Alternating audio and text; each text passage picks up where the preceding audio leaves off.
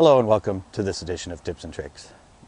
Now today I'm going to be going over a little bit about reel choice and getting yourself some good quality reels that won't break the bank.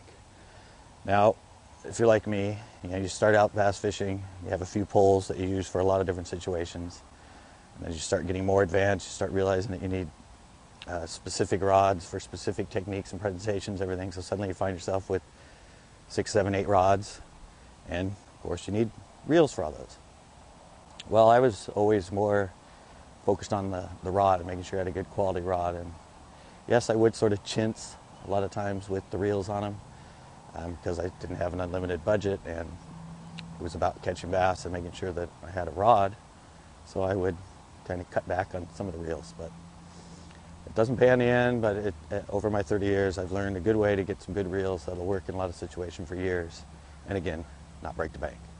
I mean, in reels you have a lot of things. You have bearing count, you have gear ratio, you have aluminum or graphite frame, you have side covers that pop off, you have magnetic to configurable brakes. I mean, there's a lot of stuff, but I'm just going to break down some basics of what I think is the best way to equip certain rods with reels that'll probably last you for years and years. First off, bearing count. 6 bearings plus. Don't get any 4 bearings, don't get any 5 bearings. It's not worth it. There's not enough places inside the reel that keep it from having friction. And fish a lot with these reels that have less than 6 bearings, they're going to end up messing up fairly quick, and you're going to find yourself, if you don't have the money, buying another cheaper one with less than 6 bearings, and it's just going to go on and on. So save a little time. If you can't afford one with 6 or above, just wait a little bit. Switch reels to another pole sometimes, but trust me, 6 or above. And now we get into frames. We have graphite, we have aluminum, and now we have magnesium. Well, it depends on the situation.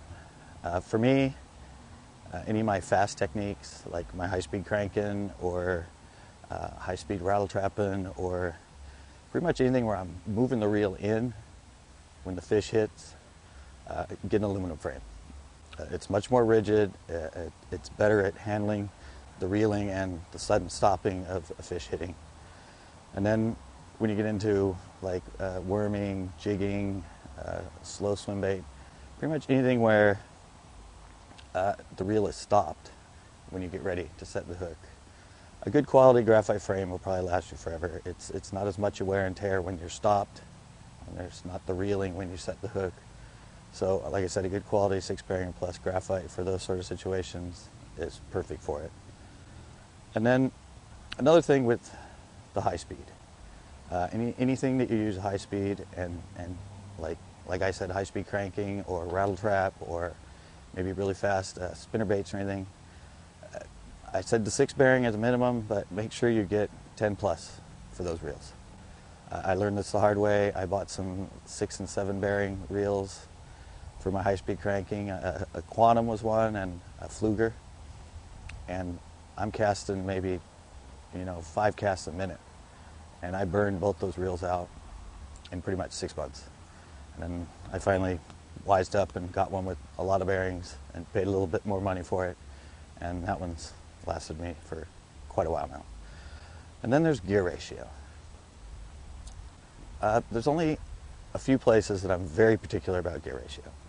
Most of my rods, 6:3 to 1, 28 inches reel handle is perfect for them. I mean, worming, jigging, my surface lures, jerk baiting, 6:3 to 1, perfectly fine. Where I'm really picky is when you get to the high speed. All my reels have 31 plus inches per reel handle.